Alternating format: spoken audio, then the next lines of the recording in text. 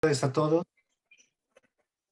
Bienvenidos a todos a la sesión 4 de este taller de química atmosférica, donde veremos los temas de fotoquímica urbana y regional, modelos de calidad del aire, modelos meteorológicos, fotoquímicos de pronóstico, así como los impactos de la pandemia en la química atmosférica. Y en pantalla pueden ver los nombres de los panelistas que amablemente nos acompañan para abordar los diferentes temas y aspectos de esta sesión. Quiero mencionar como housekeeping solamente que el doctor Bernhard participará con 5 minutos adicionales a los 10 originales, así lo hemos acordado entre los panelistas, y entonces tendrá 15 minutos de participación. ¿Podemos continuar con la siguiente, por favor? Bien, queremos presentar a manera de introducción para esta sesión, hablar sobre las complejas rutas físicas y químicas para la formación de contaminantes. Comenzamos en la parte inferior izquierda. Las reacciones de los COPs con los oxidantes radicales, con el hidroxilo o H, son determinantes para la remoción de contaminantes, ¿cierto? Las reacciones del radical hidroxilo o H con los gases traza producen a su vez radicales hidroperóxidos y peróxidos, H2 y RO2, los cuales son reciclados para formar de nuevo OH cuando reaccionan con NO. En este proceso, el NO es oxidado a NO2. Y a su vez, la fotólisis del NO2 produce átomos de oxígeno en ground state que se recombinan con el oxígeno molecular para producir ozono. ¿Le das clic, por favor? En realidad, este proceso de formación de ozono y de remoción de contaminantes está íntimamente ligado a la formación del material particulado, porque los productos de la oxidación de COPs tienden a ser compuestos de baja volatilidad. Y ello da lugar a la formación de compuestos orgánicos secundarios, o SOA. La formación del material particulado es bastante compleja, porque involucra continuos balances de masa y energía entre los bases y los ácidos, los orgánicos e inorgánicos, como el ácido sulfúrico, clorhídrico, el amoníaco. Son reacciones que ocurren en las interfaces gaseosas, líquidas y sólidas y que implican transferencias de energía para formar nitratos, sulfatos y nitratos. Además de los compuestos orgánicos, son claves el material carbonáceo, conocido como carbono negro o elemental, y los compuestos llamados no refractarios, crustables, incluyen metales, sales y otros iones.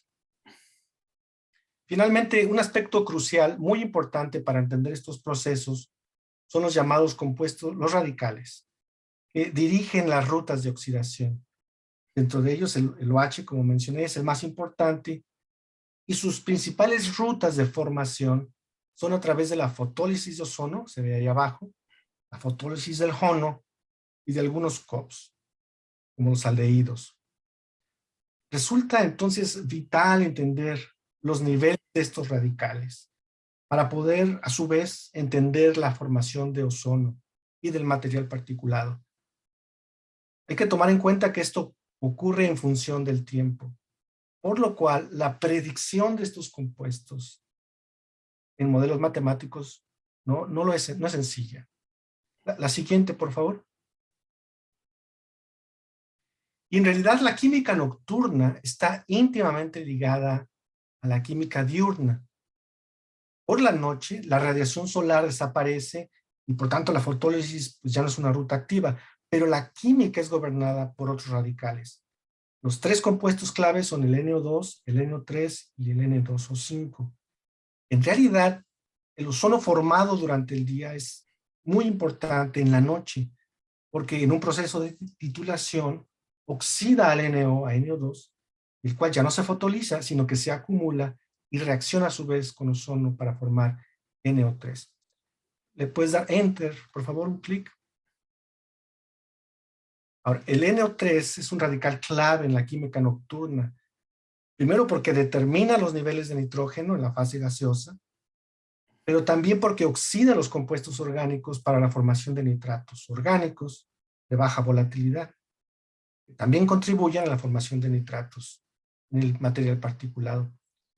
Los productos de estas reacciones tienden a ser nitratos orgánicos multifuncionales, que contienen grupos de alcohol, carbonilos, peróxidos. ¿Puedes dar enter, por favor? Un minuto, por favor, doctor. Sí, sí. Una ruta adicional importante durante la noche para la formación de nitratos es a través de la reacción del pentóxido de nitrógeno en partículas inorgánicas y gotas de agua.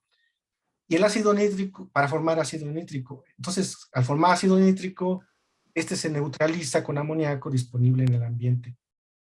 Y finalmente, quiero mencionar que la química de Hono representa un aspecto muy importante para entender los balances de radicales, debido a su fotólisis rápida en la mañana. Sin embargo, los detalles de la formación de Hono a través de superficies acuosas y NO2 todavía no se conocen muy bien. La siguiente, por favor. Le voy a pedir al doctor Eric Velasco que continúe con las preguntas y la presentación de los panelistas. Gracias, Miguel. Bastante interesante la química que tenemos que entender. Las preguntas, bueno, aquí las tenemos.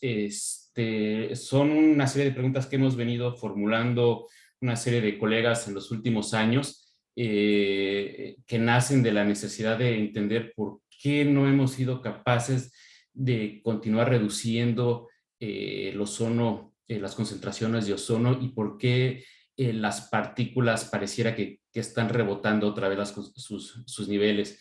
Estas son las preguntas: por cómo ha cambiado el régimen. Estamos en un régimen dominado por compuestos orgánicos volátiles o NOx. Hay cambios entre las estaciones del año, entre los días de la semana. ¿Qué está pasando con el efecto fin de semana?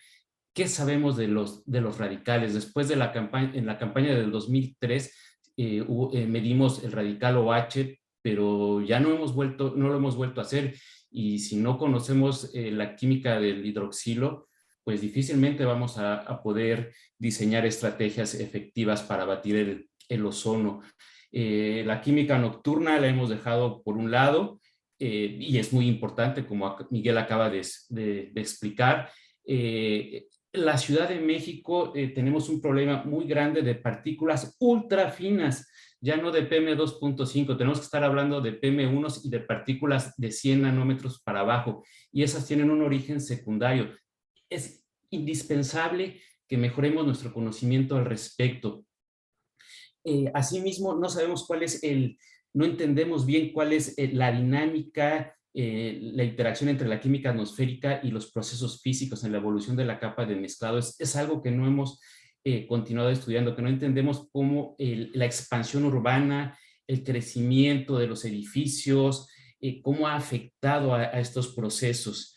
Y de manera igual, hemos reducido las emisiones vehiculares, es muy bueno, pero al reducir estas emisiones estamos haciendo más visible otro tipo de fuentes, las fuentes evaporativas. En muchas ciudades del mundo ahora son más relevantes las emisiones provenientes de solventes, de materiales de limpieza, etcétera. ¿Qué está pasando al respecto en la Ciudad de México? Y el impacto de la temperatura, de la radiación, los cambios en la radiación, en el balance energético, ¿cómo están afectando a la química atmosférica? Estas son las preguntas que vamos a tratar de responder, explorar en esta sesión. Y sin más, pasemos con Bernard Roppenbrock, profesor de la Universidad de Houston. Ha estudiado los procesos de la atmosférica química y la evolución de la capa de mezclado en la Ciudad de México ya por varios años. Estuvo presente en la campaña Milagro, ha apoyado mucho a los compañeros del CIMAT, y mucho de lo que sabemos ahorita es gracias a Bernard, a su estudiante Olavo Sobipo. También ha hecho mucho al respecto. Por favor, Bernard. Muy buenas tardes, muchísimas gracias por mi invitación. ¿Puedo compartir mi pantalla, por favor? A ver. You are there, Bernard. We are seeing your first slide. Ojalá. Eso Oh no, es. we lost it. It's a game. Okay. Ahorita pueden ver. Sí, la Yes. podemos ver. Muy Y bien. adelante. Muy bien, muchísimas gracias una otra vez más. Entonces, mi presentación está sobre procesos fotoquímicos y sus variaciones en la Ciudad de México. Y entonces, vamos. Ya, así sería la vista preferible, ¿no es cierto? Pero así no es la vida, eso es el Google Map nomás. Entonces, voy a... Entonces, ¿qué está pasando en el aire de la Ciudad de México? Normalmente tenemos fuentes primarias, antrópicas y biogénicas. Siempre están ahí, también ozono está ahí. Entonces, durante el día, cuando hace sol, hay los procesos fotólisis que están bastante importantes. Eso de parte de ozono, aldehídos, ONO, que ya hemos escuchado, H2O12, ClNO12 y también hay ozonólisis por alquenos, pero eso es más importante durante la noche. Eso es un estudio que lo hicieron durante el milagro. Entonces, lo más importante para observar es que la producción de OH depende del día. Entonces, uno es más importante en la mañana. Después es formaldehído y también ozono. Cuando tenemos monóxido de carbono en el aire, está oxidando, está produciendo junto con NO, NO12, y NO12 se va a fotilizar y tenemos un aumento de ozono. También los aldehídos van a oxidar y van a aumentar el ozono también. Y también junto con los aldehídos y el NO2 se produce peroxiacilos.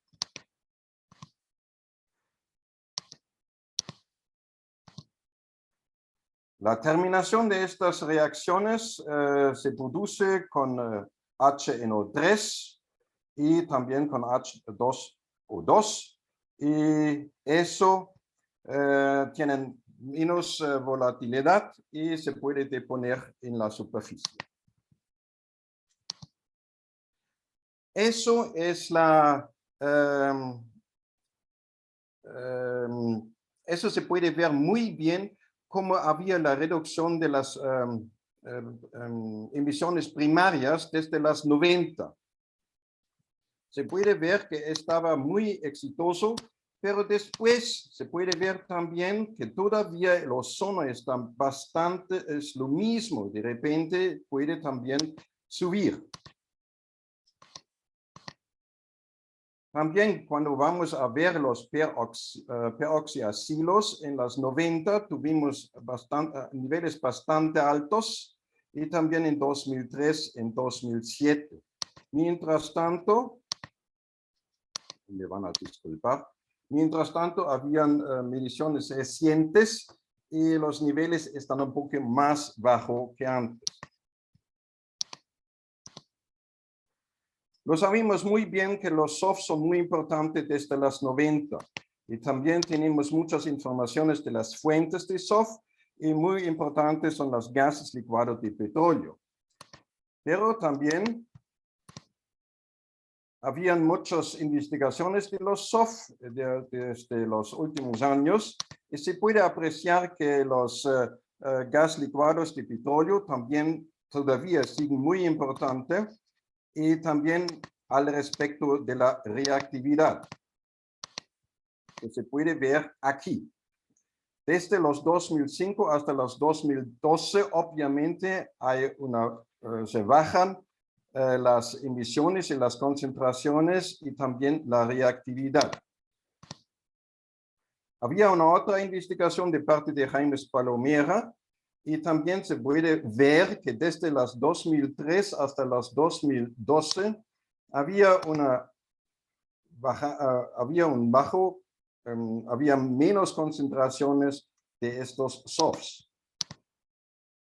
También es muy importante ver la reactividad de los SOFs, porque se puede ver que había menos reactividades de los alcanos y también de los aromáticos, pero también hay más reactividades de los alquinos, como en este caso propileno, y también habían mediciones de isopreno por la primera vez, y este isopreno también puede contribuir. Para un episodio de ozono en el año 2016 también hicimos un estudio de reactividad y y esos son los resultados, y también se puede ver que etileno y aromáticos y isopreno pueden contribuir muy importante a esta reactividad. Pero hay que mencionar que eso todavía depende de las localidades.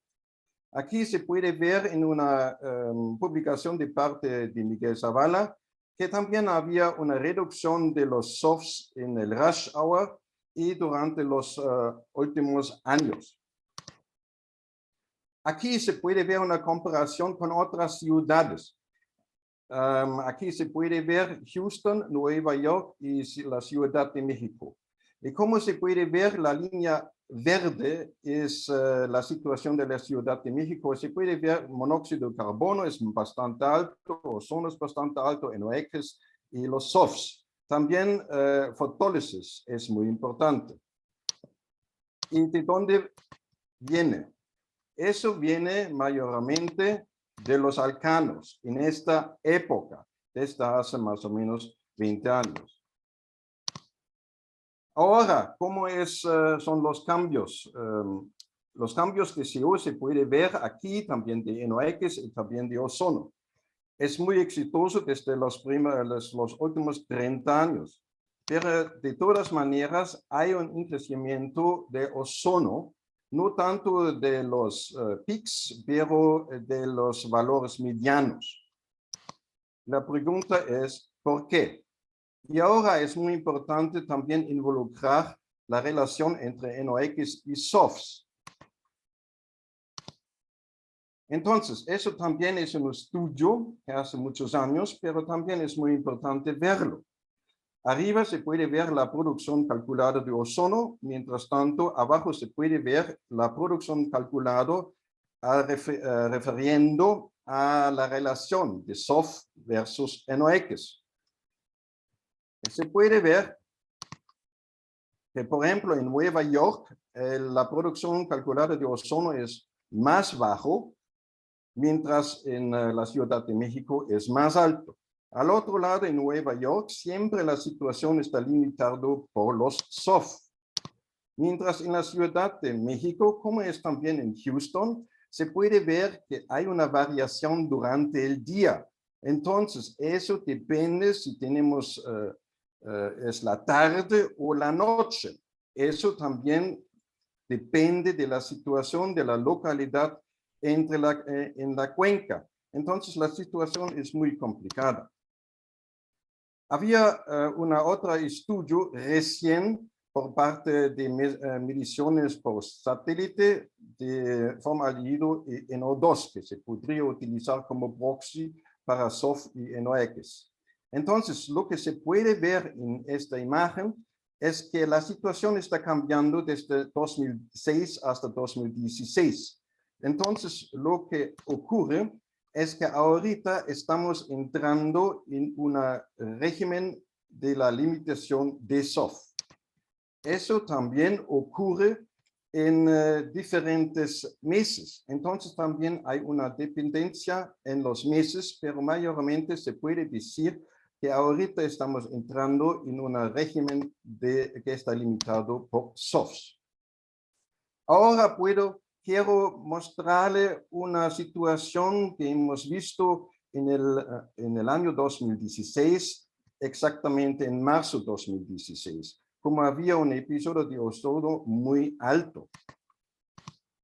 Entonces voy a mostrarle unas localidades y otra vez más quiero pronunciar el valor de los lugares de la altura que también Armando dijo. Eso es bastante importante. Ahora se puede ver, es una estación en el sur. Eso son las mediciones de monóxido de carbono. La próxima es también una estación de altura, pero todavía ya se puede ver unas variaciones del día. Ahora vamos más en el centro y se puede ver que al toque se puede ver los picos de CO, como se puede imaginar. Ahora, ¿qué está pasando con ozono? Ozono, claro que sí, tenemos unos picos muy altos en estos días. En el centro, también en la noche, por la titración por NO, los valores son bastante bajos. Entonces, eso es lo mismo en otras localidades en la cuenca. Cuando vamos a las situaciones de la altura, eso cambia un poco durante la noche, porque ya estamos arriba de la capa límite. Y vamos a ver cómo es la situación de OX, que es la suma de ozono en O2. Eso puede describir los procesos fotoquímicos mejor. Entonces, se puede ver, eso es la situación en el centro de la cuenca, y se puede ver muy bien la actividad fotoquímica durante este episodio. Vamos a otros sitios. A este sitio es bastante similar y también en las situaciones de altura es muy similar cuando estamos chequeando los días aquí, los 8 hasta los 12, también por la noche, porque ahora ya no tenemos la titración por NO.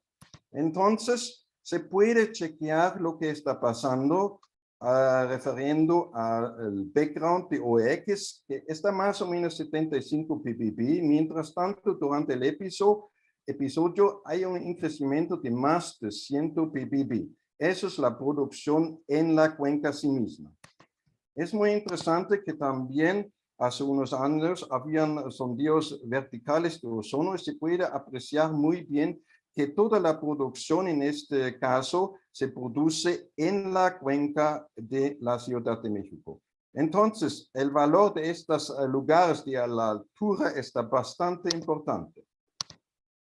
Ahora vamos a chequear este día especial, el marzo 14. Y se puede ver trayectorias de atrás en diferentes niveles. Y se puede ver que la meteorología es bastante complicado y también hay unos resultados de perfiles verticales de la velocidad de viento. Entonces, el viento está muy bajo y también viene de todos sitios. Y se puede apreciar que la trayectoria se queda por mucho tiempo en la zona de la cuenca, especialmente en el sur.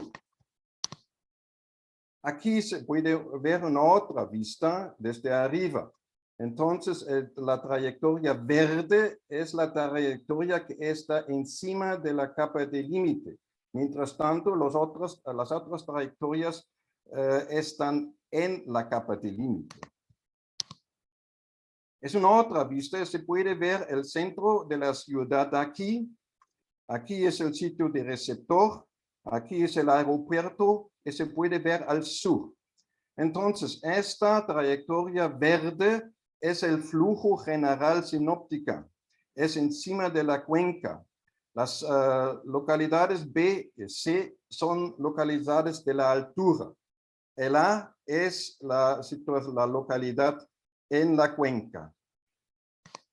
Y ahora se puede ver en estas figuras, aquí es la situación vertical refiriendo a monóxido de carbono y ozono. Entonces aquí es en la cuenca, aquí es encima de la capa límite, así es la capa residual. Entonces la situación a la una es así, tenemos mucho monóxido de carbono en la capa en la cuenca y menos ozono. Cuando vamos a las 7 tenemos los valores más altos de monóxido de carbono y se puede verlo también aquí, hay los valores máximos, mientras tanto el ozono es más bajo. Cuando vamos a las localidades de la altura, la situación es diferente. Entonces, todos estos procesos están en la cuenca. Y cuando vamos a la mediodía, ahora la situación está bien mezclada y podemos medir los valores más altos de ozono en el centro por toda la polución en las masas de aire que estaban en esta trayectoria. 2 minutos, doctor, por favor. Gracias, estoy casi terminando. Entonces, la pregunta es ¿por qué el ozono no baja más? Aquí se puede apreciar más, una otra vez más, los resultados de Miguel Zavala y se puede ver que hay un crecimiento en los valores de ozono medianos. Entonces, hay un otro efecto muy importante que ya hemos escuchado por parte de la doctora Ipiña, y eso me parece muy importante, que la radiación solar o la radiación ultravioleta está creciendo. Me parece está creciendo más en los años recientes. Eso es muy importante para fotólisis, procesos fotólisis. La otra parte es, obviamente, la relación entre los SOFs y NOx ha cambiado. Entonces, ahorita estamos en un régimen de la limitación por SOFs. Y eso lo hace más sensible cuando tenemos cambios en los SOFs. Y los SOFs, me parece, están más importantes que antes. Puede ser que habían cambios en los últimos 20 años, pero también se puede ver que los disolventes y los gases licuados de petróleo obviamente están creciendo. ¿Qué va a decir eso? Eso es un resultado un poco antiguo de Eric Velasco, pero lo que se puede ver, hay muchos SOFs que no están identificados. Y muchos de estos SOFs que podrían venir de fuentes que hay que caracterizar muy bien. Hay que, estas cosas que se encuentran en la casa, cosas personales, y estas fuentes pueden ser pequeños, pero pueden ser que son más importantes hoy día. Entonces también es más importante utilizar mediciones o equipos que pueden ver estos compuestos. Y como dijo Armando antes, eso sería muy importante mejorar el sistema de monitoreo en la Ciudad de México. Eso es todo. Muchísimas gracias por su atención.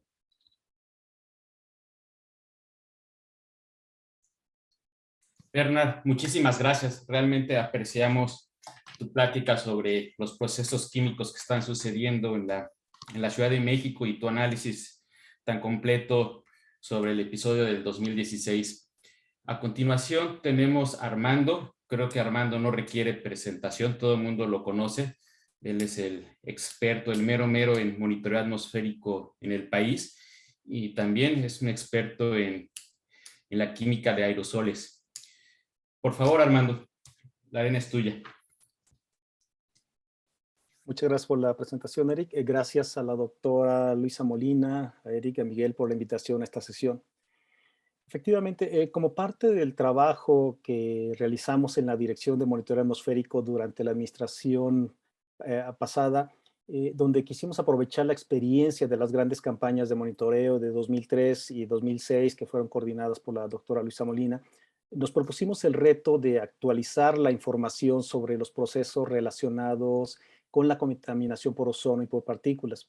Y en el caso de partículas, diseñamos el proyecto AERAS, que consistía de campañas cortas que fueron realizadas entre 2013 y 2016, donde hicimos mediciones de varios de los componentes y características de los aerosoles. A continuación, quiero compartir con ustedes un breve resumen de la información que hemos obtenido y en la cual hemos dedicado los últimos años de trabajo. Originalmente, estas campañas estaban orientadas a la caracterización de PM2.5. Sin embargo, nos dimos cuenta de que las partículas finas estaban dominadas por partículas pequeñas, por partículas a la fracción submicrométrica, partículas menores a 1 micrómetro. Así que las siguientes campañas se enfocaron al estudio de esta fracción.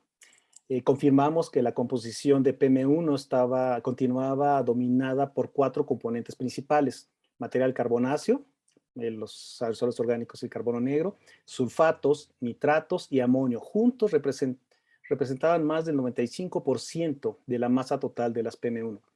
Y también encontramos que las partículas de origen secundario representan alrededor del 70% de toda la masa de PM1. Siguiente, por favor. Observamos que la composición de los aerosoles evoluciona a lo largo del día. En el periodo nocturno está dominada por los compuestos orgánicos, mientras que en el periodo fotodiurno la composición está dominada por compuestos o componentes inorgánicos. Siguiente, por favor. Como lo comentaba Miguel en la introducción, en este proceso, en esta evolución, no podemos omitir la interacción que existe entre las dos fases del aerosol, la fase gaseosa y la fase partícula, en donde los compuestos de nitrógeno tienen un papel relevante. El ácido nítrico es un producto de los procesos fotoquímicos que se forma de la reacción entre el NO2 y el radical hidroxilo, precisamente durante el ciclo de formación del ozono, y de hecho es una de las reacciones de terminación de este ciclo. Este ácido nítrico es rápidamente neutralizado por el abundante amoníaco que hay en la Ciudad de México para formar el nitrato de amonio, que ya se incorpora a la fase particulada, pero el cual se disocia fácilmente por los cambios de temperatura, por el incremento de temperatura, para regenerar sus precursores. El amoníaco también participa en la neutralización de los ácidos sulfúrico, clorhídrico y nitroso, que también se encuentran presentes en la atmósfera. El ácido nitroso, el jono, es un importante iniciador de la actividad fotoquímica, como lo mencionaba Miguel y el doctor Bernard. Este se forma principalmente durante la noche a partir de las reacciones que involucran al NO2, al pentóxido de nitrógeno, el radical nitrato, y a través de reacciones heterogéneas en la superficie del suelo y en otras superficies de la morfología urbana, y también en la superficie acuosa de los aerosoles. Pero también puede producirse durante el día a partir de la fotólisis del nitrato y hacer una contribución adicional. En el caso del óxido nítrico, también participa en la formación de nitratos orgánicos. Siguiente, por favor. En esta gráfica podemos observar el comportamiento de los compuestos de nitrógeno en la fase gaseosa. En él se aprecian claramente la naturaleza fotoquímica del ácido nítrico, la acumulación del jono, del ácido nitroso, durante la noche y la rápida fostólisis con la salida del sol, así como las elevadas concentraciones de amoníaco que observamos. Siguiente, por favor. Desapareció ahí la figura. Es una figura importante. Lo que observamos es que el 68% del nitrato se encuentra en la fase partícula. Se observa que hay un enriquecimiento en la fase gaseosa durante el incremento de la temperatura en el día. En el caso del amonio, el 81% se encuentra en la fase gaseosa y poco menos del 20% solamente se encuentra en la fase partícula, lo que nos habla de la abundancia de este amonio. Siguiente, por favor. Precisamente la abundancia del amonio, del amoníaco, es responsable de la acidez moderada de los aerosoles que hemos estado observando. Si no tuviéramos estas cantidades de amoníaco, nuestros aerosoles serían mucho más ácidos. En las diferentes campañas hemos registrado valores de pH alrededor de 3. Particularmente en la campaña 2015-2016, el valor de pH fue de 3.3. Encontramos también que esta acidez, este pH es muy sensible a los cambios en la concentración total de amonio, a la concentración de sulfato, a la temperatura y a la humedad relativa, como bien lo comentaba la doctora Dara Salcedo en uno de sus comentarios en el chat. Observamos que tomando en cuenta esta sensibilidad, si hay una disminución de sulfato, por ejemplo, si lográramos remover la contribución de tula, también podríamos reducir significativamente la acidez de los aerosoles. Sin embargo, si tenemos una reducción en el amoníaco, esto provocaría un incremento importante en la acidez. Siguiente. Regreso a la fase particulada Veíamos al inicio que los componentes orgánicos representan casi el 50% de la masa total de las PM1. Y estos componentes orgánicos pueden tener un origen primario o un origen secundario. Los primarios están relacionados con la quema de combustibles fósiles y también están presentes en las emisiones de la quema de biomasa, donde dominan principalmente las quemas agrícolas y forestales, pero también podría involucrar las emisiones provenientes de la quema de basura y, como lo mencionaba Eric hace un momento, de la preparación de alimentos. Por otra parte, los compuestos secundarios se producen de la rápida oxidación de las emisiones frescas de los aerosoles orgánicos, pero también de la transformación fotoquímica. De hecho, la transformación fotoquímica es la que domina la masa de los aerosoles, principalmente durante el periodo diurno. Siguiente, por favor. Los aerosoles orgánicos también desempeñan un papel importante en el deterioro de la visibilidad, que es el aspecto más obvio de la contaminación del aire. Estos aerosoles orgánicos contribuyen con un 68% al coeficiente de dispersión de luz, seguidos del sulfato de amonio, con un 19%, y un 13% del nitrato de amonio. Siguiente, por favor.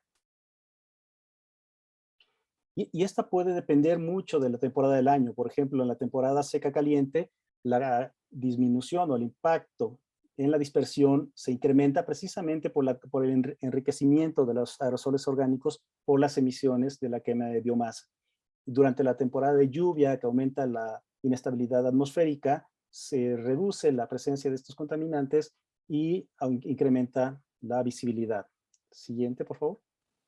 En términos de la absorción, que generalmente asociamos con el carbono negro, hemos encontrado que una fracción importante de los compuestos orgánicos también absorben principalmente en las longitudes de onda más cortas.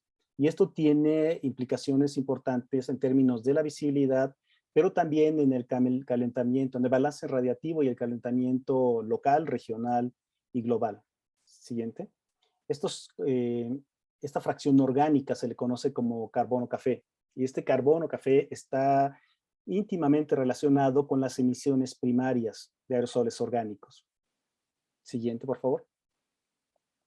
Para resumir, los niveles y la composición de los aerosoles han cambiado poco en los últimos años. Nuestras observaciones son congruentes con los resultados que obtuvo la doctora Dara Salcedo y otros investigadores durante 2003 y 2006. Es importante reconocer que las partículas menores a un micrómetro están dominando la masa y el número de las partículas finas, y que las partículas de origen secundario son las más abundantes en la fracción fina. Por lo tanto, el estudio y la gestión de los aerosoles debe tomar en cuenta esto, pero también la interacción que existe dentro de ambas fases que constituyen el aerosol. Hemos observado que los compuestos de nitrógeno, los compuestos gaseosos de nitrógeno influyen significativamente en la química de los aerosoles y en su acidez. Por lo tanto, es importante continuar avanzando en el conocimiento de esta interrelación, tanto en la fase inorgánica, que es lo que hemos visto nosotros, como lo que está ocurriendo en la fase orgánica. Y el doctor Omar está haciendo un trabajo muy interesante. Y esto va a ser muy útil para tomar las decisiones adecuadas en su gestión, porque de otra manera podríamos obtener resultados pobres o negativos si no tenemos el conocimiento necesario. También es muy importante continuar avanzando en el estudio de la fracción orgánica, entender cuáles son sus componentes, su origen, sus procesos. Y no podemos descartar la importancia de la visibilidad y del calentamiento local, regional de la atmósfera como una parte esencial también de las políticas de gestión de la calidad del aire. Muchas gracias.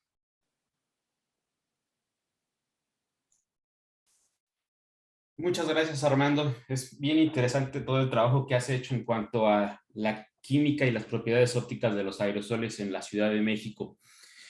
Cerramos esta sección de fotoquímica atmosférica con el comentario de Ricardo Torres de la UNAM, del Instituto de Ciencias de la Atmósfera.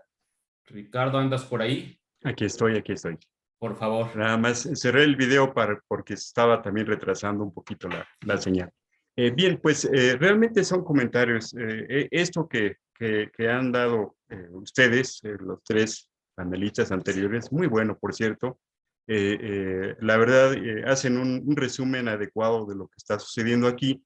Sin embargo, y ya desde el punto de vista de la necesidad de mejores o de más estudios de monitoreo, yo he encontrado a lo largo de este periodo que hemos descuidado desde que fue lo de Milagro a la fecha, en lo que tiene que ver con el estudio del monitoreo de la química de los óxidos de nitrógeno más a detalle.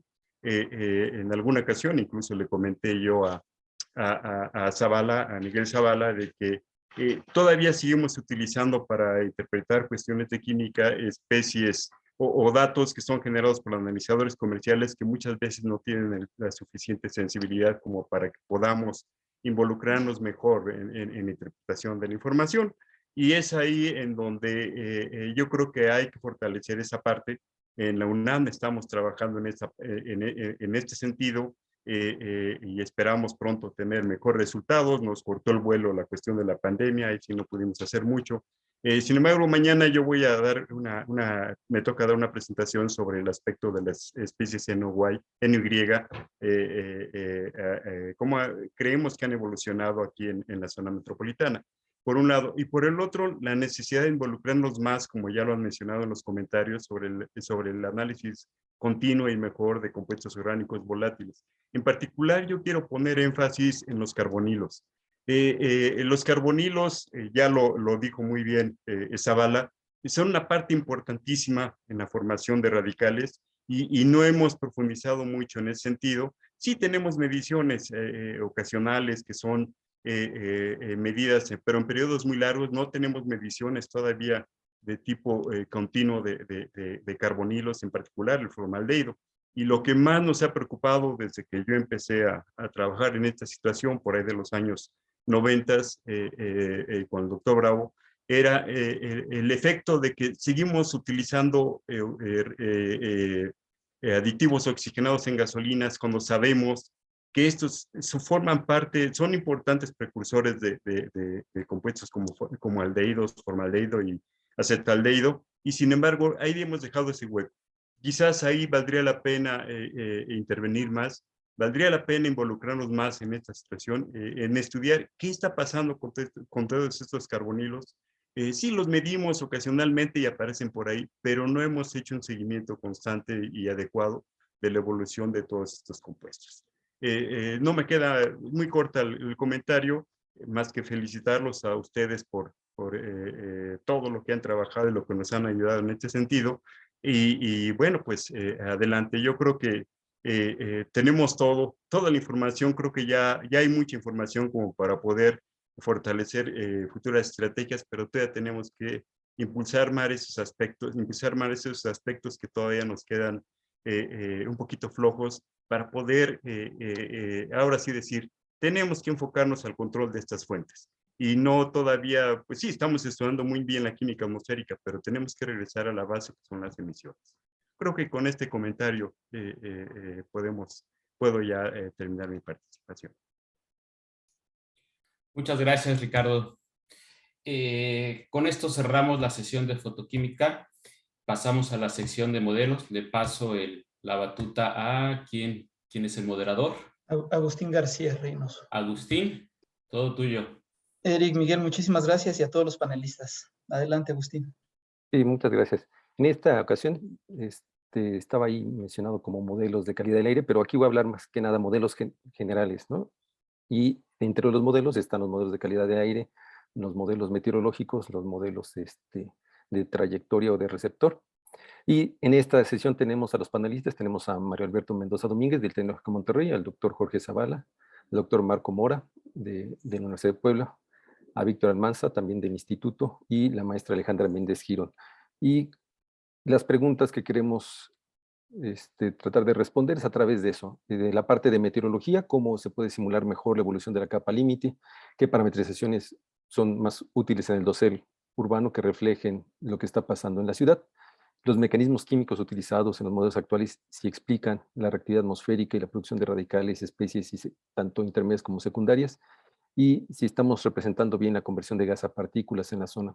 Y por otro, finalmente, que ya se tocó un poco en la mañana, que también funciona el modelo de pronóstico actual y se requieren parametrizaciones diferentes para mejorar este pronóstico durante los episodios. Y sin más, regresemos a la primera, bueno, a la segunda, por favor, donde están las personas que van a... Pues, entonces cedo la palabra a Alberto Mendoza, tiene, no me acuerdo si son 5 o 6 minutos. Bueno, ahí les pido que nos hagan favor de tomar ese tiempo. Entonces, 4 minutos, 4 minutos, cada uno de Alberto. los participantes, por favor. Por favor. Sí. Excelente, muchas gracias. Muchas gracias por la invitación y pues rápidamente entrando al tema, ¿no? Los comentarios que voy a verter tienen dos contextos. Uno, el contexto que van a ser genéricos, y la racional de eso tiene que ver con el hecho de que para las actividades que desarrollamos, ya sea de política pública o para actividades de investigación, utilizamos y hemos utilizado ya por mucho tiempo los modelos comunitarios, ¿no? Donde la comunidad científica acuerda cuál es el estado de la ciencia en el entendimiento de los diferentes procesos que queremos modelar, y eso es lo que tenemos disponible, ¿no? Entendemos que de repente hacemos algunos cambios, algunas adecuaciones sobre los modelos para pues, atender cuestiones un poco más regionales, pero digamos que lo que voy a tratar de hacer es entrar a estas preguntas bajo el contexto de que, bueno, tenemos estos modelos comunitarios y es la mejor información que tenemos en el tema de modelamiento. Empiezo con la tercera pregunta, porque se me hizo muy interesante el tema de que si estamos modelando adecuadamente y explican adecuadamente, ¿no? Yo creo que ese es un tema muy relevante porque la pregunta es, bueno, ¿cuál es la pregunta que le estamos haciendo al modelo? Creo que es algo muy, muy relevante tratar de saber qué es lo que le estoy pidiendo al modelo hacer para saber qué es lo que el modelo me va a poder entregar, ¿no? Y en ese sentido, por ejemplo, muchas investigaciones que se han hecho a través del tiempo tienden a indicarnos que, por ejemplo, desde el punto de vista de la fase gaseosa, el entendimiento que tenemos con los mecanismos de reacción que tenemos para propósitos de política pública y estrategias de ozono son razonablemente buenos, en donde no tenemos necesariamente una carga muy grande de partículas suspendidas, donde no tenemos una carga muy, muy importante de aerosoles, y solo queremos enfocarnos un tanto a la fase aerosol, a la fase gaseosa, perdón, y entender el tema de ozono. Estos modelos reducidos son realmente bastante buenos, pero evidentemente si ya queremos hacer una exploración mucho más importante sobre cómo simular partículas suspendidas, el aerosol orgánico, evidentemente se necesita mucho más detalle. Y aquí entro a otro punto que es muy relevante en el sentido de que los modelos los tenemos los módulos que tienen parte de los modelos que explican estos fenómenos que están ocurriendo de manera paralela, pero otro tema es cómo están siendo modelados e interactuando dentro del modelo. Y aquí, por ejemplo, entro ya a un tema más específico que tiene que ver con el hecho de que si bien tenemos módulos de partículas suspendidas y módulos para entender la química en fase gaseosa, de repente en muchos de estos modelos, WRF-Chem, CIMAC, por ejemplo, el acoplamiento entre esos módulos es relativamente débil. Y hoy en día sabemos que tiene que existir una interacción mucho más fuerte entre cómo internamente el modelo hace ese acoplamiento entre la solución de las ecuaciones que gobiernan los dos fenómenos. Y voy a un ejemplo muy, muy específico. Hoy en día, y se ha hablado muy bien de que necesitamos una mejor representación de los procesos que involucran a los aerosoles. En cuestiones de las interacciones químicas, en el tema de la química heterogénea, interacción con nubes y demás. Los modelos que ahorita tenemos en los modelos de calidad del aire o los modelos una atmósfera, utilizan, por ejemplo, una aproximación de un modelo clásico de nucleación. Un minuto, por favor, doctor. Claro, para nucleación en lo que tiene que ver con la química de sulfato, mientras que la química orgánica, el aerosol orgánico lo hace a través de un proceso de condensación y no se hablan. Hoy en día sabemos que los orgánicos tienen un efecto muy importante en la nucleación y tienen un efecto muy importante en la en el postcrecimiento de las partículas, y eso no se están comunicando los modelos internamente. Entonces ahí necesitamos hacer mucho mejor las cosas, necesitamos entender mucho mejor cómo hacemos la retroalimentación interna de los fenómenos, como por ejemplo las partículas suspendidas o los módulos de partículas suspendidas retroalimentan a los modelos meteorológicos, que si bien, por ejemplo, WorldChem tiene esa posibilidad, de repente y de manera muy pragmática, no le picamos ahí a las opciones del modelo, porque eso invierte mucho más tiempo de cómputo y no necesariamente queremos invertir ese tiempo por ahí o no tenemos el tiempo para hacerlo, ¿no? Y desde el punto de vista meteorológico, y con esto termino mi intervención, ciertamente por mucho tiempo a varios modelos en el tema de la parametrización de la interacción de superficie, sabemos que es muy complicada, lo hacíamos con una sola capa y decíamos el dosel urbano lo voy a modelar con una sola capa sabiendo que tengo multicapas, y la interacción radiativa y los balances de energía lo trataba de resolver de manera muy simple. ¿Por qué? Porque acoplarlo eventualmente al resto del modelo es bastante complejo. Entonces tenemos esas oportunidades y con eso termino la intervención. Muchas gracias. Muchas gracias. Entonces, cedemos la palabra al doctor Jorge Zavala Hidalgo. Tiene una presentación, creo. No sé si la pueden subir, si no... Sí. Por ahí está. Momento, 1.3 creo que estaba con el número de 1.3. En realidad, nosotros hemos trabajado modelación de...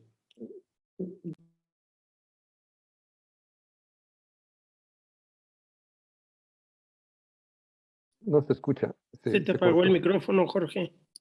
Perdón.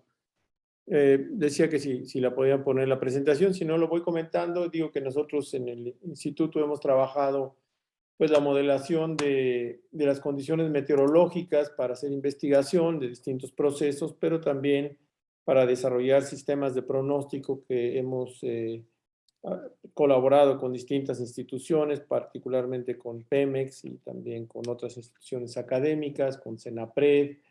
Hemos trabajado también en circulación oceánica, hemos trabajado modelos lagrangianos, etcétera. Y aquí lo que sí me parece importante rescatar es las problemáticas que está relacionada, ¿no? Definitivamente, pues la concentración que uno tiene de contaminantes, pues depende de varios factores, pero uno fundamental son las condiciones meteorológicas. Y, Jorge, disculpa, ¿tú tienes tu presentación? pues sí, pero así a la mano no, pero lo puedo comentar, no hay problema para no atrasarnos porque estamos atrasados. Entonces, bueno, tenemos por un lado, cuando uno modela algunos fenómenos como la calidad del aire, pues uno puede tener modelos acoplados que tienen toda la parte de química, o puede uno correr el modelo meteorológico y después correr offline, y entonces se utilizan estos modelos lagrangianos.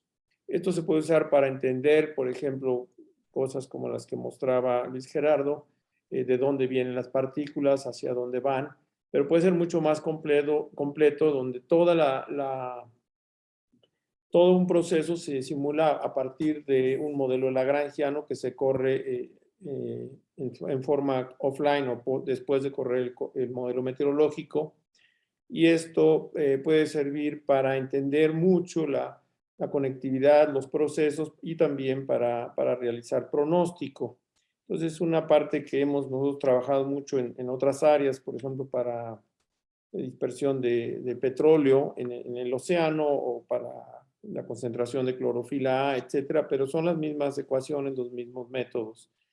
Y esto es importante. Otra cuestión que quiero yo subrayar es la importancia de siempre estar trabajando e investigando las configuraciones. Por ejemplo, para el Valle de México, pues nosotros hemos trabajado, o para el país, modificar la cobertura y uso de suelo utilizando la información generada en el país y no la que directamente tienen a veces los modelos.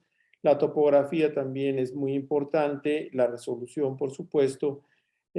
Un aspecto que pocas veces se pone suficiente atención es la estructura vertical. En este caso es sumamente importante tener alta resolución cerca del suelo para poder representar varios de los procesos que están ocurriendo, por supuesto la capa límite, pero por ejemplo también la mezcla asociada a ondas de superficie digo, a ondas de montaña que pueden generar turbulencia y dispersión de contaminantes. Y también, bueno, en este caso pues estamos viendo la importancia de generar alertas y esto hemos trabajado ya mucho y las tenemos automatizadas para la parte meteorológica, en donde tenemos distintos niveles de alerta para distintas variables y con distintos criterios. Por ejemplo, en esta gráfica pues se ve de acuerdo a la climatología de cada una digamos, de los píxeles, pues que vamos a tener condiciones de temperatura muy alta en estas fechas, ¿no? Que hemos estado teniendo en estos días, pero pues se va alertando con varios días de anticipación. Y por el otro lado tenemos como distintas configuraciones y ensambles nos permiten reducir el error de la variable que es de nuestro interés. Y no solo eso, sino que se expresa en términos de probabilidad, de tal manera que con esta idea de que se va a rebasar o no un umbral, a veces nos limita. Más bien nos interesa tener una información que nos diga qué tan probable es que se rebase un umbral que pudiera, por ejemplo, detonar una contingencia. Y pues comentar lo que decía yo, sí, muchas gracias. Pues entre otros temas, pues la capa límite es un problema que hay en la modelación también. Hay varios aspectos que hay que tomar en cuenta. Uno es la resolución vertical, decía yo, pero otro es también modelos de 2 y 3 dimensiones de la capa límite. Aunque parezca que, por ejemplo, el WRF es de 3 dimensiones, muchas veces el modelo de capa límite trabaja en una dimensión, y el tema de radiación solar. En fin, son algunos de los temas que se han venido trabajando. Hay tesis, hay artículos y mucha experiencia y capacidad de cómputo que se puede orientar en ese sentido. Es todo, muchas gracias. Muchas gracias, doctor Zavala. Ya, bueno, ahí está una parte de la capacidad de cómputo que tendríamos que discutir también después, pero bueno, es una parte importante. Cedo la palabra al doctor Marco Mora, de la Universidad de Puebla. Gracias. Hola, muy buenas tardes. Hola, doctor Agustín. Un favorzote, ¿pudiera compartir yo la pantalla si tengo opción? Sí. Sí, ahorita le activamos, doctor Marco. Adelante. Creo que ya está, ¿verdad? Sí, ya la vemos. Sí, ya está. Ok, muchísimas gracias. Pues buenas tardes. Bueno, vamos a continuar con de estas presentaciones así muy dinámicas.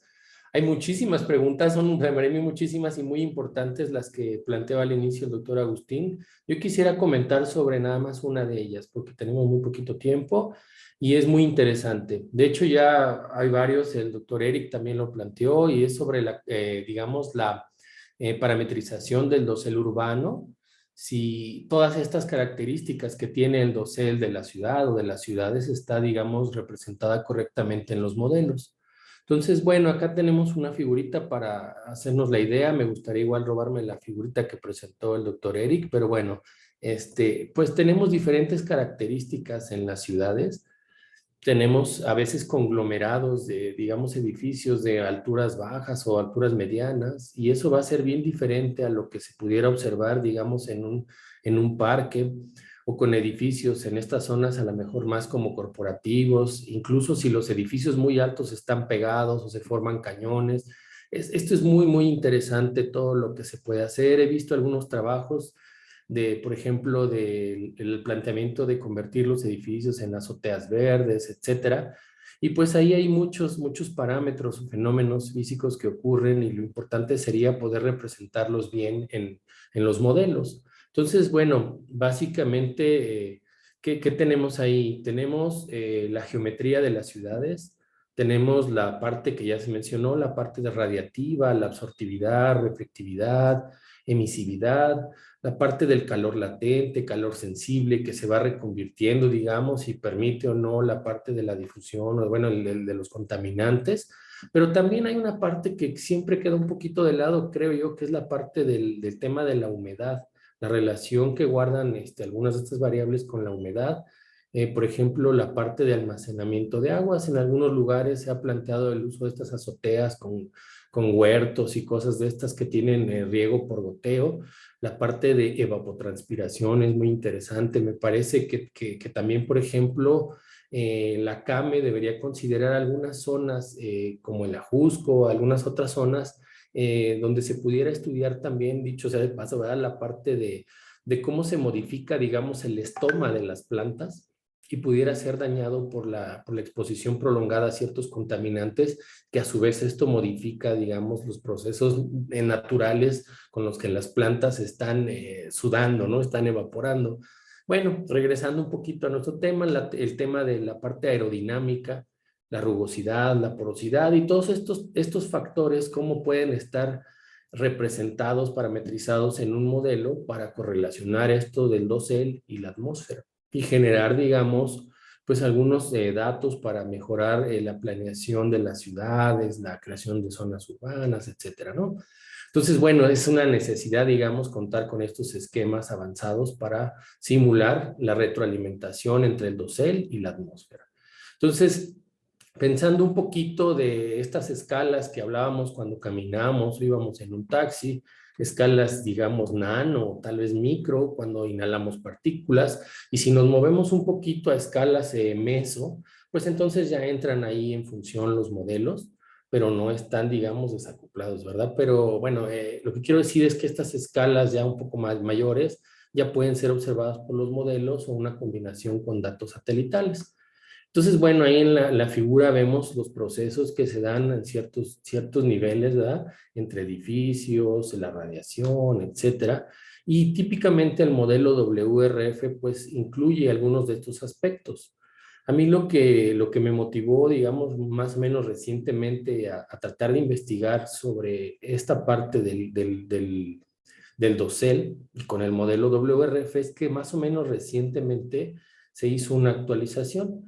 Entonces, antes digamos que había, me parece que como 3 tipos de formas de incluir estas características del dosel. 1 minuto, por favor, doctor. Gracias. Y ahora se extiende bastante, ¿no? Se extiende a 11.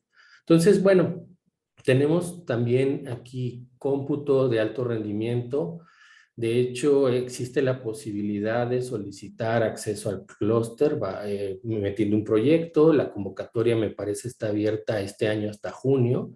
Hay posibilidad de utilizarlo. Ya están instaladas varias herramientas. Se cuenta ahí con apoyo para instalar herramientas adicionales, etcétera.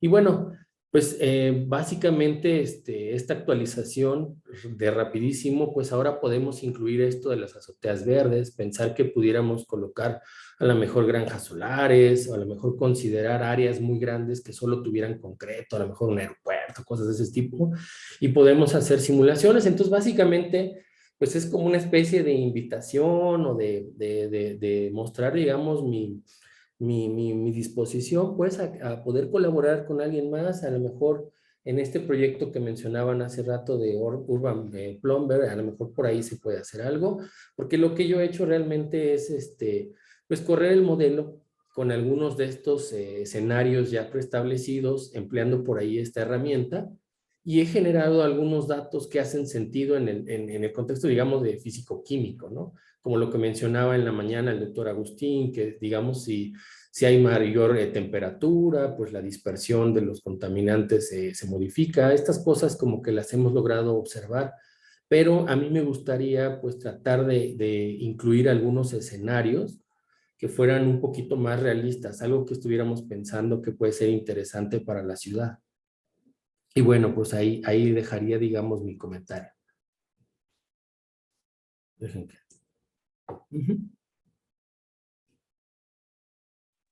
Muchas gracias, Marco.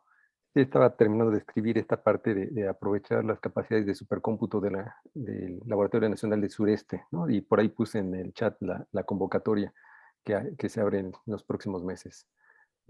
Y con esto damos entrada al doctor Víctor Almanza. Por favor.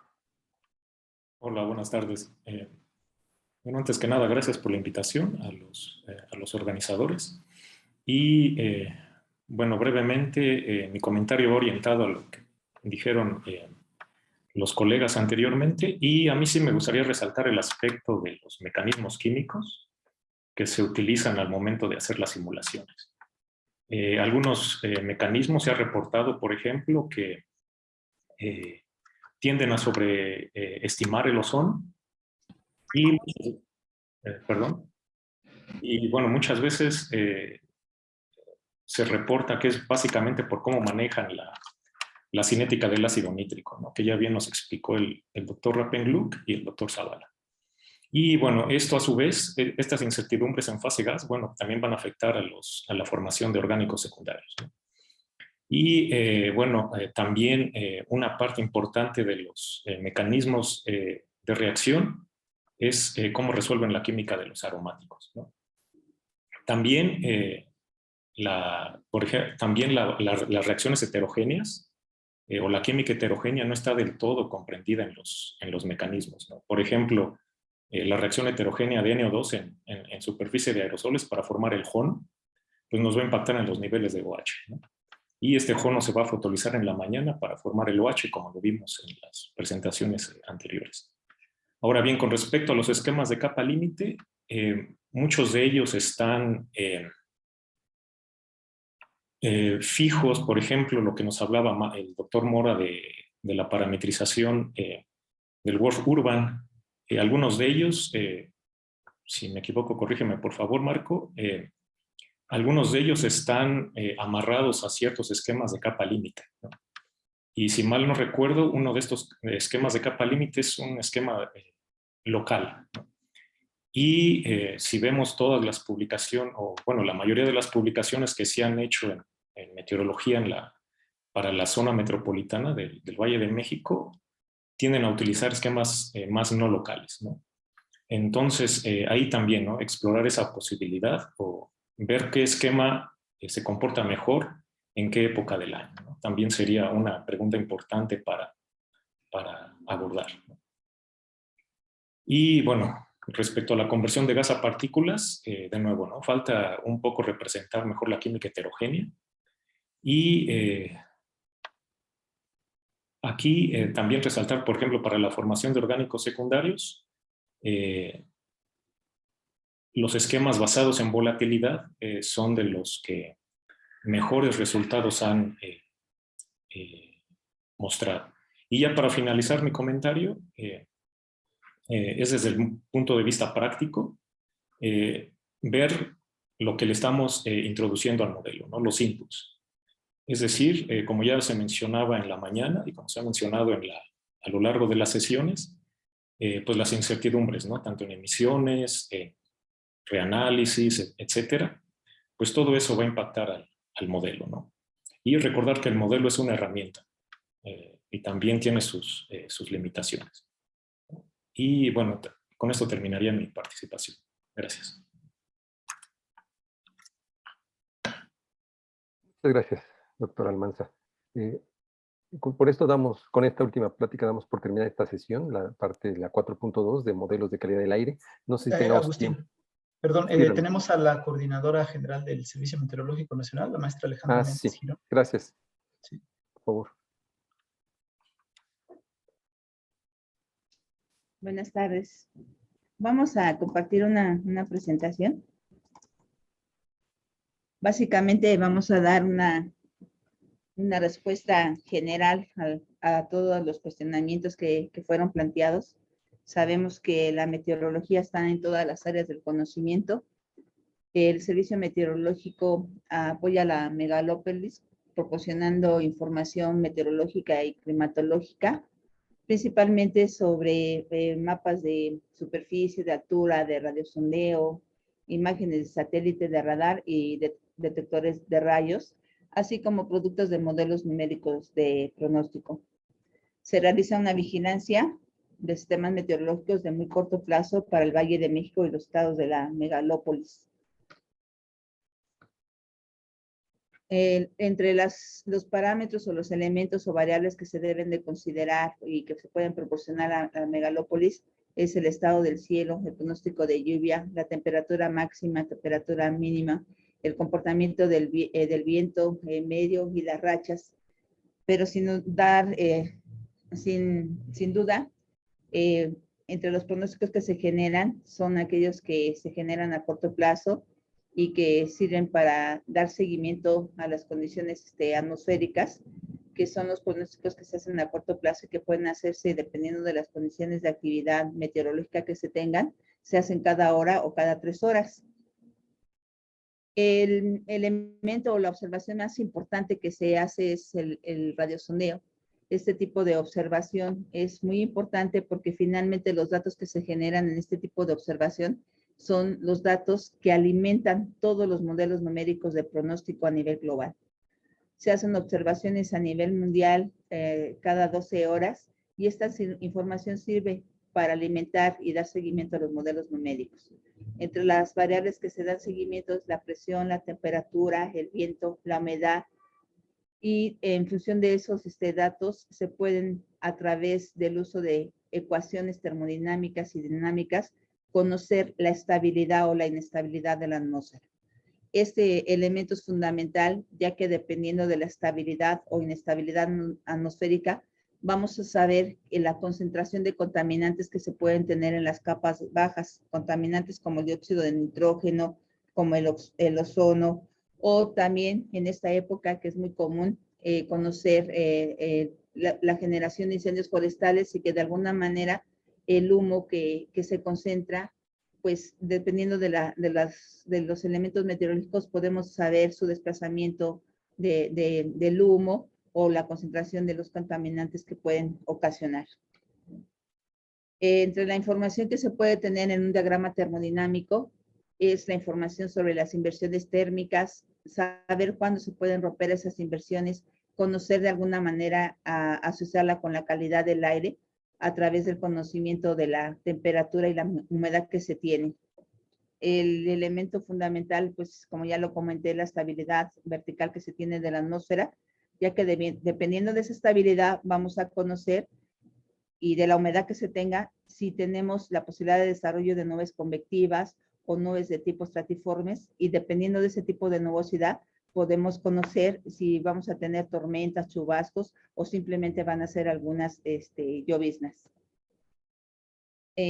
Los diagramas a su vez nos dan, por ejemplo, la capa de las nubes y su altura, la temperatura del tope de las nubes, se puede tener un corte vertical del viento, el nivel de congelación, la temperatura del bulbo húmedo y conocer la capa límite planetaria. Aquí tenemos, por ejemplo, un diagrama termodinámico que, como yo ya lo comenté, aparte del diagrama termodinámico, estos datos son fundamentales para el desarrollo. Un minuto, doctora. Sí, sí, gracias. Para el desarrollo de mapas de superficie que de alguna manera permiten conocer las condiciones a nivel de superficie, podemos conocer mapas de niveles medios o de altura. En este diagrama, por ejemplo, la parte roja que está en esta zona, podemos ver que hay inestabilidad atmosférica y esa inestabilidad nos da condiciones favorables para que se pueda tener dispersión de contaminantes. No así en la parte de arriba que está de azul, que nos indica estabilidad y que de alguna manera inhibe la dispersión de contaminantes. Tenemos los mapas que determinan los incendios forestales o que podemos detectar incendios forestales y dependiendo de las condiciones medias que pueden ser de alta presión, inhiben la dispersión de contaminantes. Entonces, como ustedes pueden observar, los productos que se generan en el Servicio Meteorológico Nacional pues son fundamentales para de alguna manera determinar si hay dispersión de contaminantes o concentración. Asimismo, es importante conocer la época del año, la parte climatológica para ver el comportamiento y tener detectados en qué momentos se puede tener mayor concentración de contaminantes, que ya sabemos que es en época de mayor radiación solar. Eso sería todo. Muchas gracias. Muchas gracias, muy interesante los productos que genera el Servicio Meteorológico Nacional que se apoyan a la toma de decisiones en cuestiones de calidad del aire. Damos paso a la siguiente sesión, que es el impacto de la pandemia COVID en la química atmosférica, y como ya estamos cortos en tiempo, pediría que sean breves también, ¿no? Entonces ahí empezamos otra vez en esta ocasión, no sé si está la presentación, pero bueno, estarían apoyándonos en esta última sesión el doctor Víctor Almanza, el doctor Óscar Peralta y el doctor Iván Yasmani del Instituto de Ciencias de la Atmósfera y Cambio Climático y el doctor Luis Gerardo Ruiz Arias del INEC. Entonces, si pueden comentar algo breve. Una de las preguntas que tenemos es ¿qué cambios se observaron a partir de las medidas impuestas? en el control de la pandemia durante estas fases que estuvimos viviendo. Entonces, por favor, doctor Almanza. Sí, ¿tendrán ahí mi presentación, por favor? Si no, yo la puedo mostrar también. Ya viene aquí, ¿eh? Ok, gracias. Sí, bueno, gracias de nuevo. La siguiente, por favor. Aquí voy a hablar de los efectos regionales por la variación de emisiones en los niveles de ozono y PM2.5 en la megalópolis durante el confinamiento. Aquí me voy a enfocar en esta presentación a los periodos que vemos aquí resaltados en color magenta, y es básicamente donde hubo un mayor número de incendios. Aquí vemos cada uno es fase 1, fase 2, fase 3 y la nueva normalidad. La siguiente, por favor. Aquí, bueno, estos son resultados de modelación. Incluimos todas las variaciones de emisiones en fuente móvil, fuente residencial y fuente puntual, con los datos disponibles hasta ese momento, y nos enfocamos en el fin de la fase 1, fase 2, fase 3 y el primer mes de la nueva normalidad. Y aquí hay que recordar que fue lo particular, o una de las particularidades de este evento del confinamiento, es que por una parte se tuvieron reducciones importantes, principalmente en fuente móvil, y por otro coincidió con la temporada alta de ozono y coincidió también con un número elevado de incendios, ¿no? Entonces aquí, no, perdón, sí, en esta, por favor. Aquí vemos la interacción de estos dos fenómenos, ¿sí? El confinamiento, por un lado, tratando de reducir, y los incendios, por otra parte, tratando de aumentar las concentraciones. Esto lo hicimos con el método de separación de factores, y aquí básicamente vemos en color azul significa una disminución y en color rojo significa un aumento. Entonces vemos que el impacto fue heterogéneo, principalmente en fase 3, y en la nueva normalidad pues vemos que se registró, al menos en este periodo corto que les menciono, un impacto también en partículas. Y en la nueva normalidad pues también hubo el modelo sugiere una reducción igual de heterogénea a nivel de megalópolis. La siguiente, por favor. Y aquí les muestro brevemente la proporción formaldehído-NOx, y es básicamente para inferir un poco sobre los regímenes químicos que se registraron. Y aquí muestro el caso del confinamiento más los incendios en la parte de izquierda, las gráficas de la izquierda, y la interacción de esos, o sea, si pudiéramos calcular esa interacción, pues son los resultados de las gráficas de la derecha. Y de nuevo, azul es un aumento, azul es una disminución y rojo es un aumento. Entonces vemos que durante fase 3 se tendió a tener o a fomentar, inducir, mejor dicho, condiciones tendientes a B o C, y a los principios de la nueva normalidad, donde el número de incendios disminuyó, pues vemos más heterogéneo el cambio en los regímenes y un poco más tendiendo a los NOxes.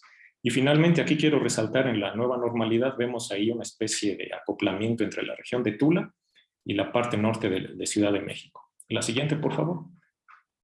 Y aquí, bueno, nada más brevemente, es una muestra del impacto a los máximos diarios de ozono que sugiere el modelo y de PM2.5 por contribución de incendios. Donde vemos que a nivel megalópolis, pues hubo un impacto regional, ¿no? La siguiente, por favor.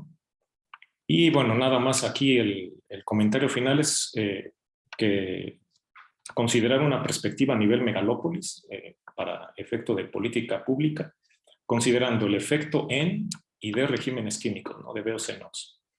Y obviamente hay más indicadores de esta proporción, pero nada más sí tener presente la contribución de incendios en los niveles regionales de VOCs, la meteorología y la química alta, que es altamente no lineal. La siguiente, por favor. Un minuto, doctor. Y nada más los agradecimientos a los colegas colaboradores y los recursos del proyecto que vemos aquí para el uso de MISTL y Ometeo. Muchas gracias. Muchas gracias, doctor Almanza. Ahora cedemos la palabra al doctor Peralta. Gracias. Aquí tengo hasta gallos. Listo. Gracias, Agustín. Perfecto. Ya está ahí la presentación. Les voy a hacer un pequeño resumen de un artículo que publicamos hace un año y que trata precisamente sobre esas modificaciones en las concentraciones de ozono y la actividad del encierro derivado del COVID. La siguiente, por favor. Ya lo han mencionado varios panelistas. Como pueden ver en la figura, en el lado de la izquierda se encuentran los óxidos de nitrógeno que se fueron reduciendo gradualmente durante los meses de abril, de marzo a abril del 2018 al 2019 al 2020. Y sin embargo, pese a que hubo estas reducciones, las concentraciones de ozono permanecieron más o menos estables en estas, creo que no recuerdo bien, pero creo que eran 8 estaciones de monitoreo de la RAM. ¿Sí? Esto implica que pues, hay otros factores que están ya vinculados. De hecho, pues, ya algunos panelistas los mencionaron, hablando del régimen en el que se vive en la Ciudad de México, ¿no? La que sigue. Ok. Por cuestiones de espacio, solo voy a mostrar esto. Descargamos información del satélite Tropomi y lo que hicimos fue comparar, bueno, seccionar la ciudad, el Valle de México en 30 celdas y a cada celda le asignamos justamente la concentración de moléculas por centímetro cuadrado que nos proporcionaba Tropomi. Y con eso fuimos haciendo digamos, una disección de cómo se comparaba el año 2019 contra el 2020 y pueden ver que hay zonas donde la disminución de NO2 es drástica, mientras que en otras es apenas perceptible. ¿Sí? La que sigue. Muchas gracias. En la figura de la izquierda, lo que ustedes pueden ver es justamente estas celdas en las que dividimos el Valle de México. Las clasificamos en celdas de zona norte, celdas de zona central y celdas de zona sur. Y pueden ver en estas 3 figuras de barras cómo van cambiando las columnas de moléculas por centímetro cuadrado que proporcionaba Tropomi sobre monóxido de carbono, óxidos de nitrógeno y formaldehído, que era entonces un precursor, bueno, no un precursor, era como un proxy de los compuestos orgánicos volátiles que había en las columnas. Sí, pueden ver que, por ejemplo, el monóxido de carbono permanece más o menos igual del 2019 al 2020.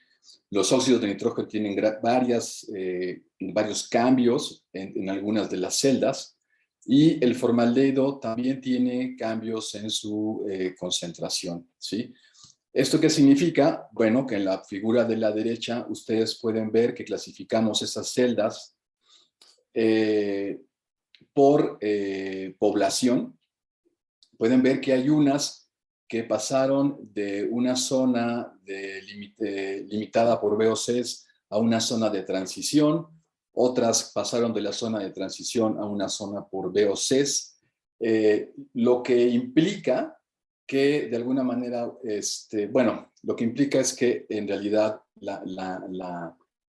estos cocientes, ¿no? Y esta forma en la que se disminuyen las concentraciones, pues es muy irregular en la Ciudad de México, ¿no? Dado que pues, no es una ciudad uniforme en su estructura y en su planeación. La que sigue. ¿Ya no hay más? Ok.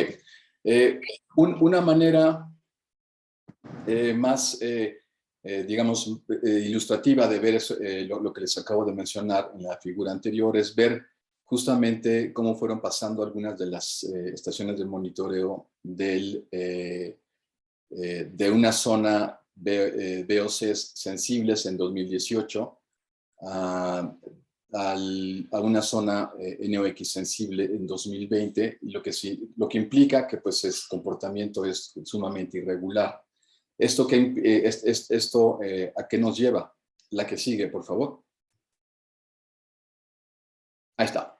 Esto nos lleva a que es muy probable que pese a que se disminuyeron las concentraciones de NOx, en algunas zonas se aumentó un poco las de VOCs, pero pues nos mantuvimos bajo una misma, digamos, curva de formación de ozono, lo que implica es que pues no hemos tenido mucho éxito para tratar de evitar ese tipo de situaciones, ¿no? La que sigue, por favor. Gracias. Esta es la última diapositiva. Y en resumen,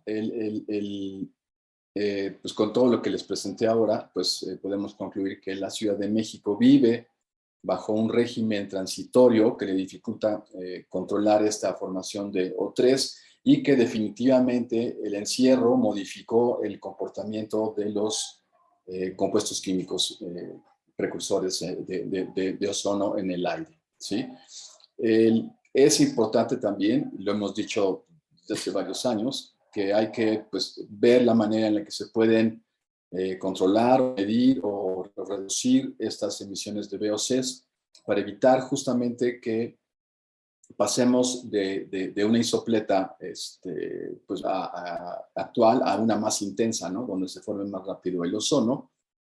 Y el último comentario pues es que este estudio lo hicimos durante 3 meses y pues falta todavía pues cubrir la parte del resto del año, ¿no? Dado que son exposiciones estacionales,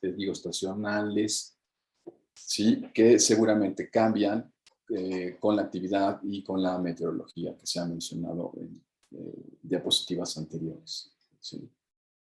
Muchas gracias. Gracias, Oscar. Bien, Vale, damos bye. la palabra al doctor Iván Hernández. Gracias, doctor Agustín. Si me pueden poner la presentación, por favor. Sí. Muchas gracias. Sí, dentro de las diversas propuestas que surgieron en las reuniones que por ahí muchos de ustedes participaron también, cuando tuvimos las reuniones con la finalidad de planear qué se podía hacer, cómo aprovechar el confinamiento para obtener conocimiento. Uno que se planeó era, como objetivo, fue utilizar las condiciones del confinamiento como un experimento no planeado e irrepetible además para evaluar los cambios en la calidad del aire y vislumbrar algunas políticas que pudieran ser efectivas. Yo voy a platicar muy brevemente de una publicación que tenemos en Journal de Frontiers in Public Health y de otro que está realizando el doctor Edgar Arellano, postdoc de nuestro grupo en el instituto, y en el cual participaron en estos estudios muchos colegas del instituto, de Centrogeo, del INEC también. Entonces, es importante mencionar que, ya lo han dicho, ¿no? Pero quiero resaltar, siguiente por favor, que las condiciones meteorológicas evidentemente tienen un impacto significativo sobre las concentraciones de contaminantes, por lo cual es vital minimizar su impacto cuando se realiza la evaluación de políticas extraordinarias para mejorar la calidad del aire, como las que se implementan durante las contingencias ambientales. Y precisamente el confinamiento nos puede dar luz sobre pues, cuáles de esas políticas pudieran implementarse haciendo una evaluación costo-beneficio.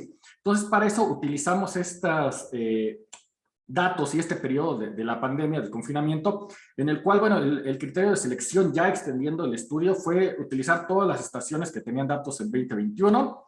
Utilizamos una modelación de series de Fourier. Muchos estudios a nivel mundial utilizaron únicamente comparación año con año, o sea, 2018, 2019, 2020, pero ustedes saben que hay una variabilidad interanual muy fuerte. Entonces, la finalidad de modelar con un componente regular, utilizando series de Fourier, es conocer cómo se componen, cómo se mantenían de forma regular y calcular anomalías. Esto nos permitió minimizar el impacto de la variabilidad interanual.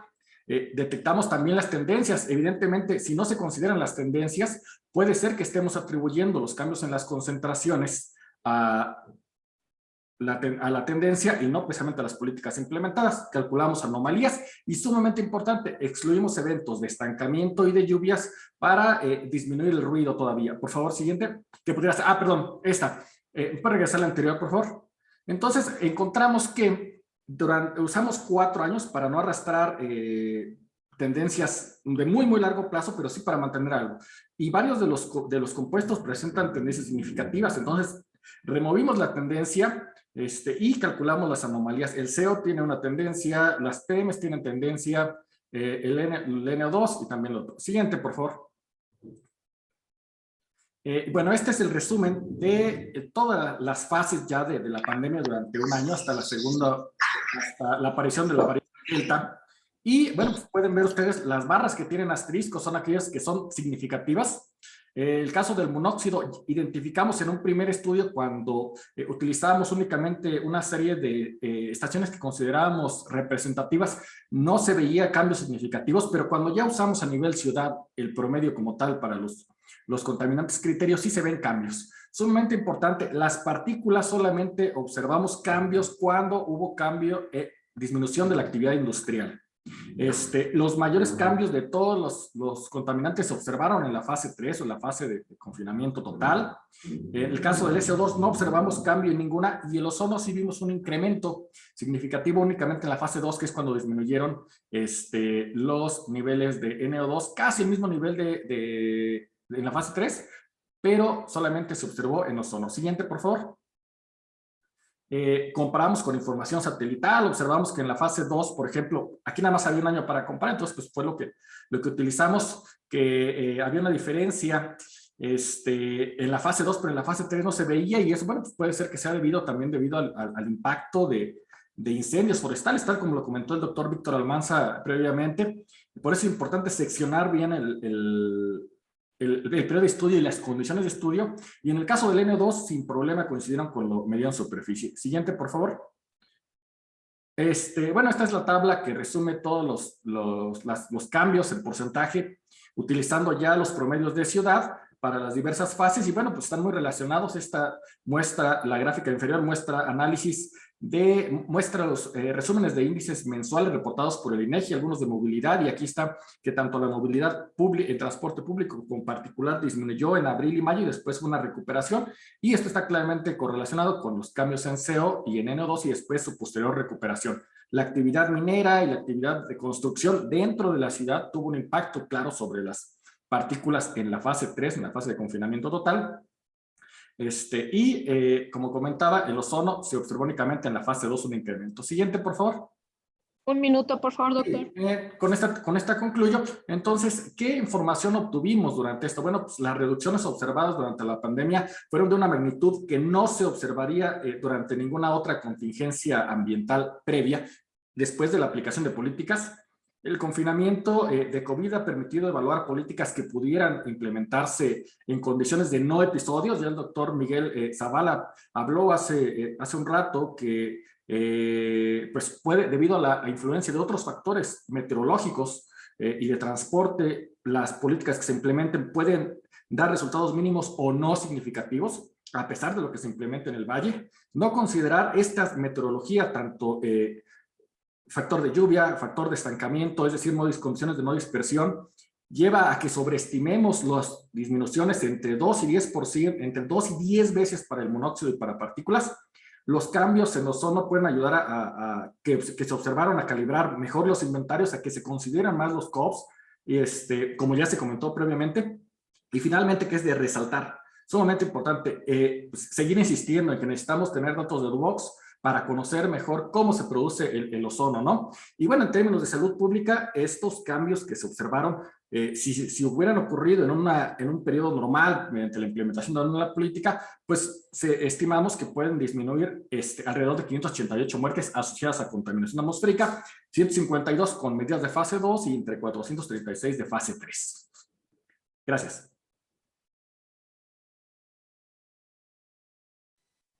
Muchas gracias, doctor Hernández. Ahora cedemos la palabra a nuestro último orador, que sería el doctor Ruiz Suárez. Bien, yo no tengo presentación, nada más voy a comentar sobre las presentaciones anteriores. Bueno, de hecho, pues acumulamos en este día de trabajos, pues cinco menciones al periodo de confinamiento, al COVID, ¿sí? Olivia nos presentó datos sobre la calidad del aire en la Ciudad de México. Sugelen nos presentó datos en 2 ciudades medias, bueno, una ciudad grande, pero comparada con la Ciudad de México, bueno, digamos media. Toluca, y una cuenca atmosférica dispersa en lo que toca a la población, que es la de Tula-Tepeji. Iván y Oscar nos presentan en la Ciudad de México, y Víctor también. ¿Sí? Mañana vamos a ver también algunas mediciones de COPS comparativas en ese periodo. Entonces, es muy interesante. En todos los casos, hubo disminuciones en los contaminantes primarios, obvio, hubo menos actividad. En Toluca, en Tula, hubo disminuciones también en ozono. ¿Sí? En la Ciudad de México ya vimos que no tanto, que casi no. Eso se parece ser que en otras megalópolis también ha ocurrido algo parecido, no en todas, por cierto. Y la otra es, vemos también la heterogeneidad de los efectos dependiendo, dentro de la Ciudad de México, dependiendo de la ubicación donde estaban, por ejemplo, en el caso de Peralta, las bandas entre norte, centro y sur. En el caso de Iván, en estaciones que puedan clasificarse como para observar cuestiones residenciales o bajo vialidades, o en zona industrial, o viento periurbano, viento arriba, viento abajo. Tanto en el trabajo de Oscar como en el de Iván, se intenta lograr filtrar el ruido, digamos. A los colegas meteorólogos no les gusta que digamos el ruido meteorológico, pero disculpen que lo use así. O sea, sabemos que la calidad del aire depende de dos cosas fundamentalmente: las emisiones y la meteorología. Cuánto se emite y qué tan rápido se dispersan los contaminantes. Y con la variabilidad meteorológica es difícil muchas veces poder atribuirlo a una reducción en las emisiones, etcétera. Y de hecho ha habido una gran cantidad de trabajos para tratar de identificar en análisis de series de tiempos la influencia de las políticas públicas. Y sí se logró avanzar bastante en eso, para identificar, por ejemplo, cuando se introdujeron los catalizadores, o al ir introduciendo ahora autos híbridos y eléctricos, etcétera, sí se puede ver la tendencia. El gran reto era los eventos, ¿sí? El efecto del evento. ¿Sí? Y hemos tenido una polémica durante mucho tiempo acerca por ejemplo, de los beneficios de hoy de una contingencia ambiental. Y ocurre que la pandemia y otros eventos que también yo creo que hay que revisar y ya se están empezando a hacer, por ejemplo, lo del periodo ese de la batalla contra el huachicol, o el de la K invertida, etcétera, que podemos aprovechar para analizar experimentos que nunca se nos hubiera ocurrido plantearle a la autoridad, que fuera, manda a todo el mundo a su casa a ver qué pasa en la ciudad. Y bueno, entonces estos eventos ofrecen una riqueza de datos. Ojalá hubiéramos estado preparados todos para irnos a campaña intensiva durante la jornada de sana distancia, aunque ahí teníamos que balancear entre nuestra curiosidad científica y el riesgo, ¿no? Pero bueno, hay suficiente material para seguir trabajando en esto, y tenemos esos otros casos que sí es importante utilizar. Y también el asunto de la heterogeneidad dentro de la zona metropolitana, y que en otras partes del país no necesariamente es lo mismo, y que entonces tengamos cuidado al ir construyendo las conclusiones cuando propongamos acciones de política pública. Es cuanto, colegas. Muchísimas gracias, doctor Ruiz. Bueno, pues con esto damos concluida esta sesión y cedo la palabra a los organizadores. Gracias. Doctor Agustín García, muchas gracias. Vamos a darle la palabra al doctor Víctor Hugo Páramo, por favor. Muchas gracias. Pues nada más, colegas, muchísimas gracias a todos los que estuvieron todo el día de hoy.